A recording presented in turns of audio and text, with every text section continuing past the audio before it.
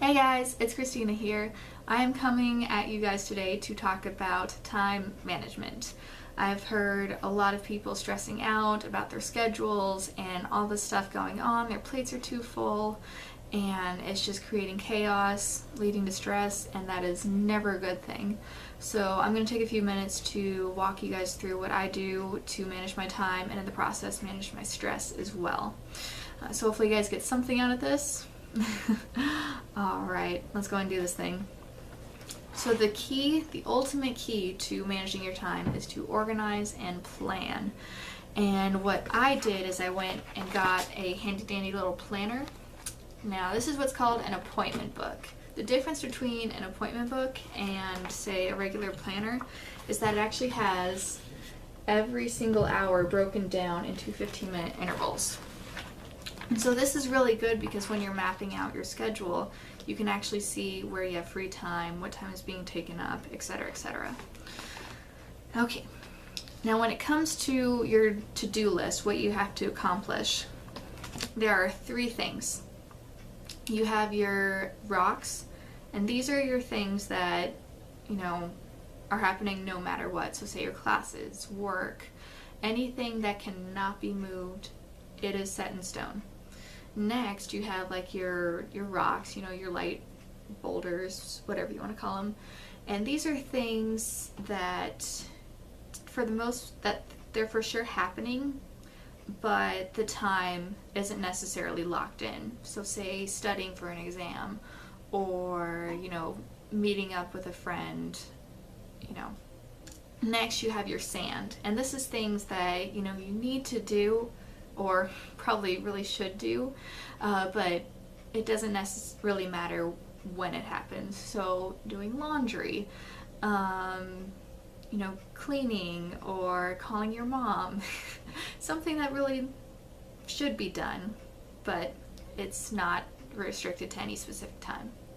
Okay, so what I do every Sunday night, I sit down and I look at my schedule for the week. Now, if you're going to really get good at time management, you need to be consistent about actually planning. So for you, it may be a Thursday night or Tuesday morning when you sit down and plan your schedule. But for most people, Sunday night is a really good time. So the first thing I always do is I open up to the week, okay, and empty. All right.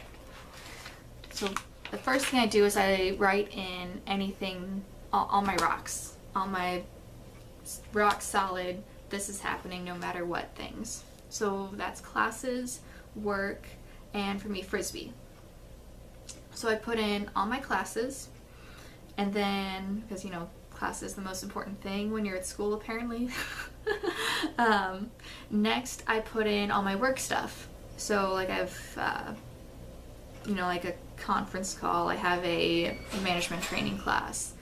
Those things I throw down, and then the next thing I do is Frisbee practice. And so this is what it looks like when it's all in there. I'm not going to worry about zooming up so you can see it up close, but what's cool is that you can actually see where I am busy and where I have free time. Now you'll also notice I actually color-coded everything. And this is really good because, one, it's fun, it makes it a little less boring, but it's also another way to organize it. So I have classes are one color, I have work another color, and then Frisbee's another color. And so that way when I open up my schedule, like, oh, as soon as I see orange, I know that's school stuff. Alright. Now the next thing I do, once I've plugged in all my rocks, I think about what I have coming up. I'm going to go off on a tangent here real quick. What's cool about this planner is that it also has a monthly view. And what I use this for are any due dates or anything specific like Frisbee tournaments, concerts, things like that. And so everything is coded as well. So you can see, oh, I know come October, the first week of October, I have a test and a paper. And so that way, as I'm going through out my days, I can at least mentally prepare myself that those are coming up. Now, I'm very forgetful, as I'm sure I'm not the only one out there. So I actually went, and I'm gonna take the camera for a second. Okay. I went online and just printed off calendars. So I can actually see my entire semester right here. Just gonna zoom up a little bit. So as I'm crossing off the days, I can see how close I am to any papers, any tests. So like looking at this week, oh, excited for a concert tonight, awesome. But then I know, oh, in a couple days I have a paper that's coming up. So that way, as I'm crossing off days and I'm getting closer and closer, I can physically see how close I am versus come Tuesday night when I suddenly remember, oh snap, I have a test due, or a paper. And this has been really helpful, and I can actually see when my busy weeks are. Like, we're gonna zoom all the way up to the last week of November, so I can mentally prepare myself for when it gets to be crazy versus come this weekend when I'm cramming and getting frustrated because I have like paper due, an exam, and projects due. But since I know that this is coming up, see, this week here I have virtually nothing due, nothing too crazy happening, so I can start preparing for the exam, start working on my papers, and hopefully accomplish things little by little and not be freaking out come then. So if that makes sense. So I highly advise getting all your syllabuses together and getting all your due dates compiled, and at least writing those out if anything. That way you can at least mentally prepare yourself for it. But anyway, so after I've locked in all my classes, work, Frisbee stuff, the next thing I do is make sure I don't have any due dates coming up. And so looking at this week, I know, okay, I have a test that I need to plug in. So what I actually do is going to zoom up here, hopefully. Okay, if you look under my lead class, I have a midterm that day. Now this is where planning ahead becomes important. I don't want to be cramming the night before, so what I actually do is I go back a week and then I just jot it down, either on the side or actually physically in the calendar. I have this many days until the test, or test next Wednesday, whatever. Some way so I know to prepare for that ahead of time. And on that note, if I have, you want to think about if there's anything specific you have for those activities. Like say for another class you have to bring in a copy of a paper, or for practice you need a certain thing. You can jot that in as a reminder, like under the class, oh, I have to make sure I print off my paper, something like that. That way you don't get to class and panic because you forgot your paper. It happens. This is just a way to hopefully prevent that. Okay.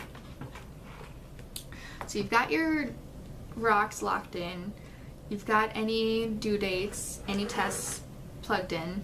The next thing you want to do is think about what needs to be done in order to either prepare for those things or what is specific to this week.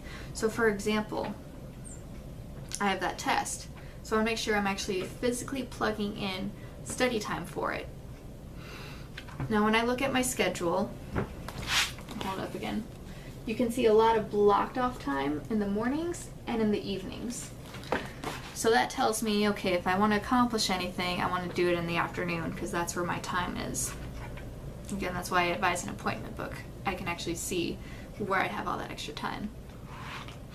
And so then I can put in where I want to be studying for that test. So don't really want to be studying Tuesday. I should just be reviewing. At least that's plan A. So I want to make sure I'm doing a lot of my hardcore studying before. And so I'm not going to waste your time, plugging that in, because I'm the only one that's going to benefit from that. But you want to make sure that you're studying or doing whatever you need to be doing well in advance. At least planning it out. There's a difference between planning and executing. Okay, so you've got your rocks, you've got your due dates, you've done what you can to prepare for those dates upcoming. The last thing you want to do is plug in your sand. And remember, that was the stuff that should be done, but it's not under any time constraint. So for example, doing your laundry. Highly advise everyone be doing their laundry. For me, I do laundry every Tuesday. So what I do is I just jot down the top of Tuesday. Over on this side. Nope, wrong. Yeah, there we go. That I'm going to do laundry. Oftentimes I do that in the afternoon, but let's say hypothetically I want to put more time for studying or working on a paper or something, or friends want to go out and get lunch. That way I still know I need to get my laundry done today, but it can be filled in wherever. Now, that is how you basically plan out a schedule. Now, a couple more keys to managing your time successfully. One thing I've found works is waking up early. Now, early means different things for different people. For some people, early is 6 o'clock, 7 o'clock in the morning. For some people, early is 2 o'clock in the afternoon. But basically what you want to do is wake up about 2 to 3 hours before you need to be somewhere. Now, if you have a 7 a.m. class, there's really no reason to be waking up at 4 or 5 in the morning. But you want to be waking up well before you have to be anywhere. That way, one, you have lots of time to make sure that you have everything you need and that you're also not rushing out the door. The second reason for that is that way you have time to wake up. That way you're not, all sleepy and drowsy throughout your day. Now, the most important key, and if there's anything you take away from this video, it would be this. You want to make sure you're scheduling daily you time. And this is going to be something that's going to keep you mentally sane, something that's going to relax you or energize you. So what you want to do something like journaling, reading a book, listening to music, exercising, whatever is going to mentally give your brain a rest, pretty much. For me, I always make sure I'm running or going to the gym at least 5 times a week. And that is my me time where nothing in the world matters except for me. And I've found this to be extremely helpful. So even if the world is on your shoulders, you have 7 tests, you have every paper due, your goldfish died or something, the world is just coming down, you can just block out the world for at least 20 minutes, a minimum of 20 minutes. Anywhere from half an hour to an hour is probably better.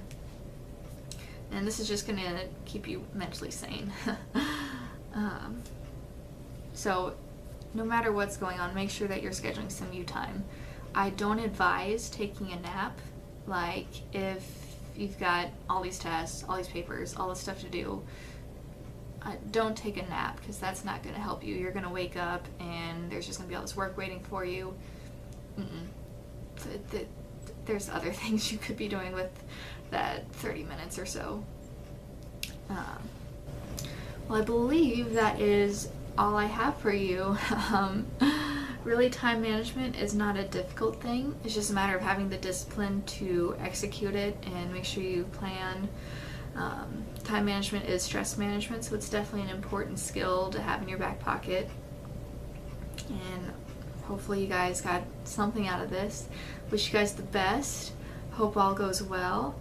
And that's really all I have for you. Thanks for giving this a watch. And yeah.